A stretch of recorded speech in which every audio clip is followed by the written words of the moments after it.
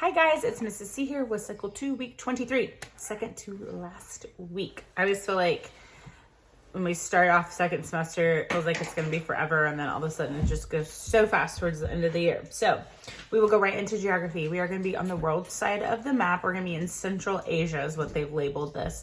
We have some long and slightly difficult to pronounce names, but I feel like together we can do it. So we have a big light pink area in the middle if you're on the colored side of the map, and that's Kazakhstan. So that's probably where I'll start because it's the easiest one to find. We have Kazakhstan, which sits right on top of the Ural Sea, which is also kind of breaks up one of our other locations, which is Uzbekistan. And I'm having myself remember that Uzbekistan is under Kazakhstan because under and Uzbekistan starts with a U.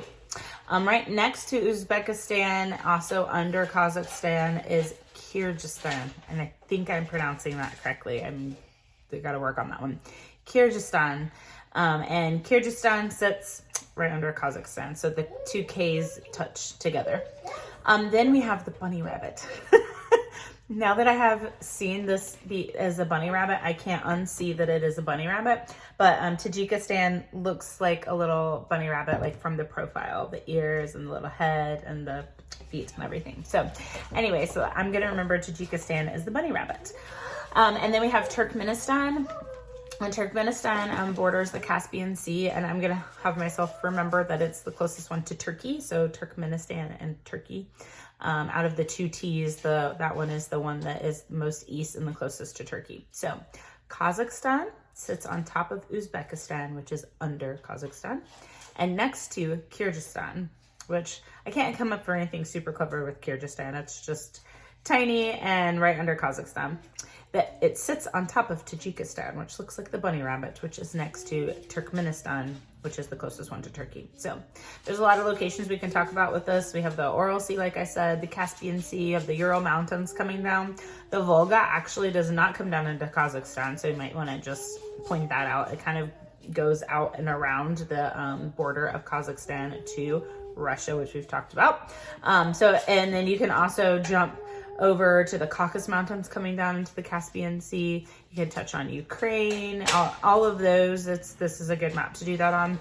I'm trying to see if there's anything else around here that we've talked about. Oh, obviously we have all of the Turkey, Cyprus, Syria, Iran, Afghanistan, all of those. So just a good little section to go through and review a lot of those locations that we haven't been reviewing since the beginning of the year. So that's what I will be doing for geography.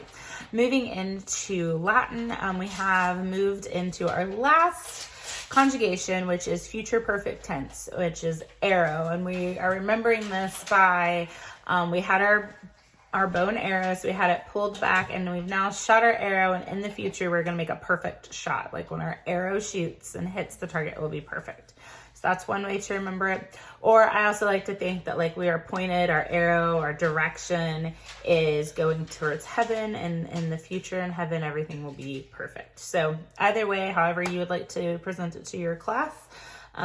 So I probably, because we're getting to the last few weeks, just to make it a little more fun, I intend to bring in a Nerf gun and let them take turns doing, while we're singing arrow, arrows, arrow.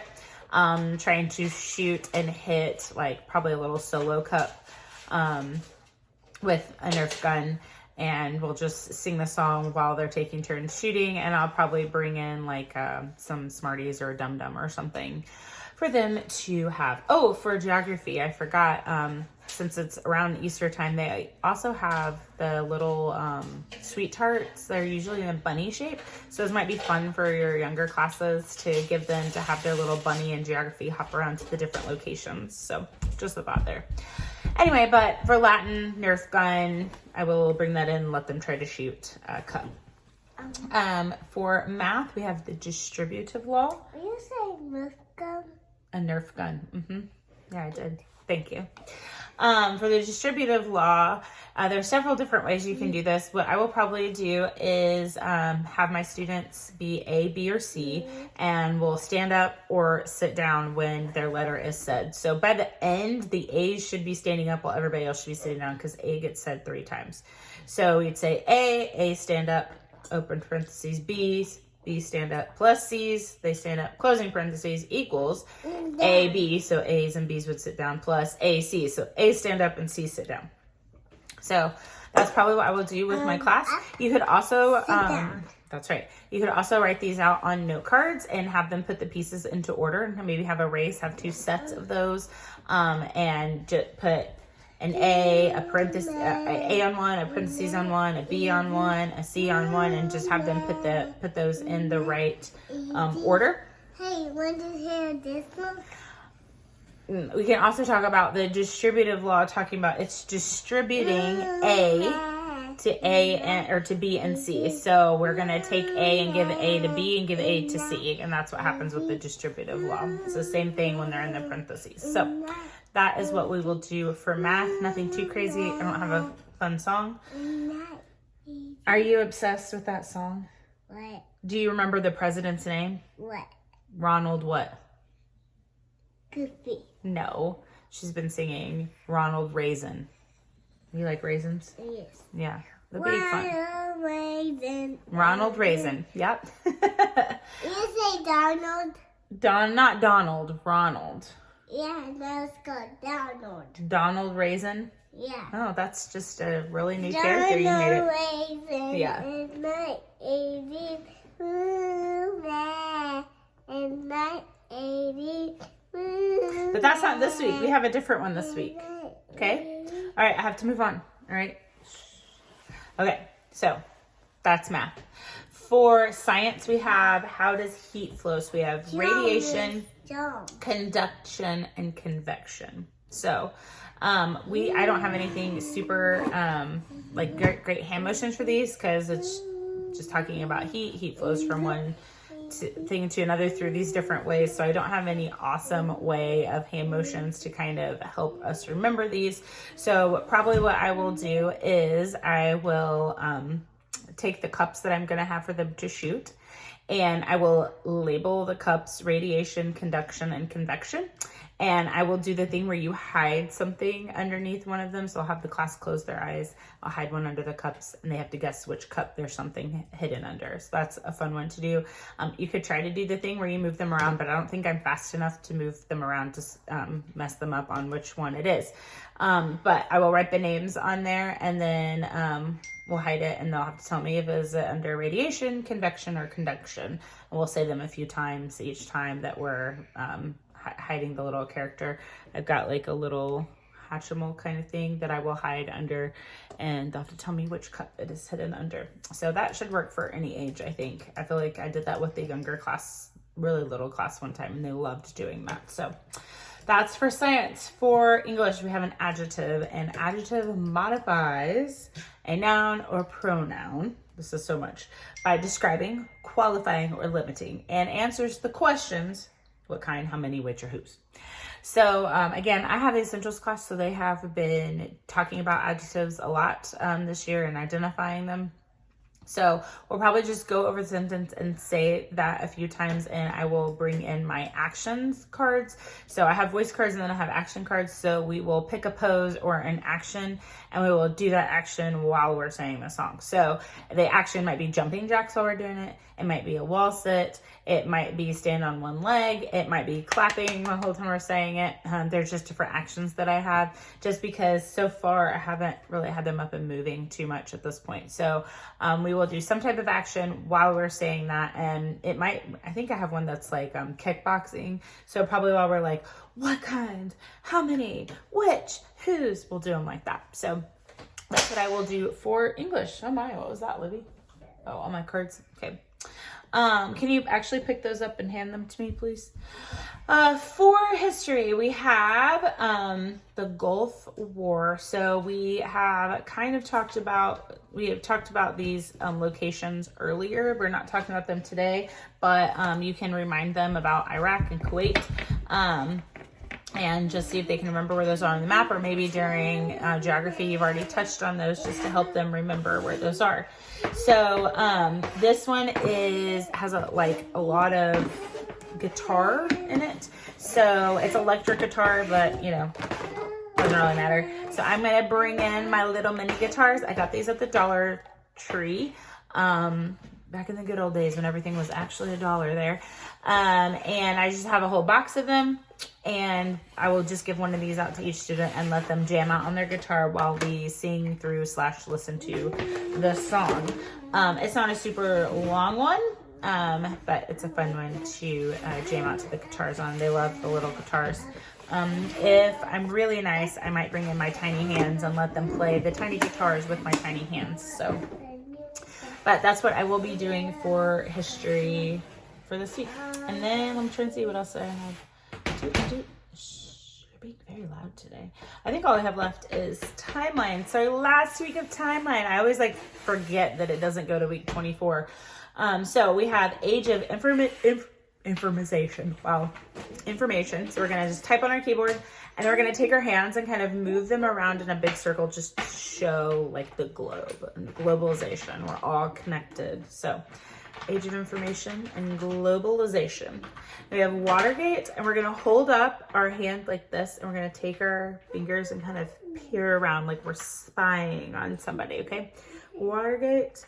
And President Nixon resigned. So the lady in the explanation video, she said that they don't have anything other than doing this down, but it's kind of a long one. So Watergate, President Nixon resigns. And so there's a lot more time than it takes to do that. So she's suggesting to take your 2 fingers after you've kind of gone around and pull them out. And that's like the sign for resigning. So he's getting out. So Watergate and President Nixon resigns. And then we have the fall, which we did like creation and the fall. So fall of communism, that's that kind of punch up into the air. Oh, Olivia, please stop. Sorry, she's writing on the chalkboard next to me. Communism in Eastern Europe. So we're going to make an E, which is our fingers on top of our thumb, and it goes right here kind of next to our temple, I guess. Yeah. So fall of communism in Eastern Europe. And then Europe again, European Union formed, just like we've done for unity or, what's the guy in Germany? Unifies Germany, Otto von Bismarck. So anytime unity, we're just going to bring them around. You can do your middle fingers or your first finger. It really doesn't matter. You're just going to kind of connect them like this, like 2 okay signs, but connected. Okay? And then we have apartheid abolished in South Africa. So we're going to have our fists kind of made like this, pointing at each other with our knuckles touching, and we're going to pull them apart. So apartheid. Then we're going to take our flat hands like this and kind of rub them across each other, almost like we're ripping a piece of paper. So apartheid abolished in South Africa. And then we have September 11th, 2001. So you're making the 2 towers with our hands and then falling one after the other. And then we have the rising tide of freedom, and we sing it again, and it's a couple times, and it's rising. So we're going to get higher each time we do this. So again, we have age of information and globalization, Watergate and President Nixon resigns. Yeah, hold on. Fall of communism in Eastern Europe, European Union formed. And then we have apartheid abolished in South Africa, September 11th, 2001, rising tide of freedom, rising tide of freedom, and you're done with the timeline. Isn't that amazing?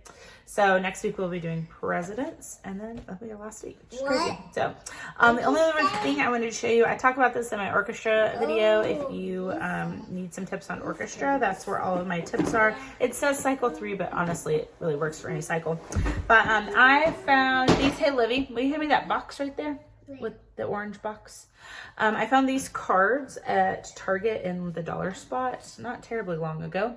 But they are music makers, and they just have tons of different instruments on them. And they tell you, like, for example, it's a snare drum, it's percussion, it tells you that is a drum with wire strands stretched across the drum head, sounded with sticks or brushes, and the origin was in medieval Europe, and it's played by a drummer. That's the person that's called to play it. So they have very basic, this is a ukulele. It will tell you about when it originated. And then they have some really interesting ones, like they have bagpipe, and it will tell you about the bagpipe and when it originated and what the player is called that plays it, which isn't too surprising for some of these, but some of them it's kind of fun. So just to see what the type of player is called. A bassoonist, that's one of my favorite ones. So these are really fun, and my intention is, as we talk about as we talk about the orchestra families, to maybe very quickly give out one of these to kids and let them figure out where their instrument goes and join their instrument family. So have all the woodwinds get together, all of the percussionists get together, all of the strings, just have everybody kind of join up with their instrument and then see if any of them are kind of different. Because like, for example, this one is a shofar. I've never heard of that before. It's a brass, actually. Who would have thought, right? So anyway, that is what they make. That's what they blow in the Bible. I have heard of this. It just wasn't in my brain as orchestra. So anyway, it has some cool instruments like that. So just letting them do that. If you have a Target nearby and you happen to swing by the dollar spot, you may look to see if they still have these. They're just good ones. I think they're fun to use for orchestra. So anyway, that's just my little tip for this week. I will be back for... I've created a monster. I will be back in just a minute with week 24. I hope you guys are having an awesome end of your year, and I will see you soon. Bye.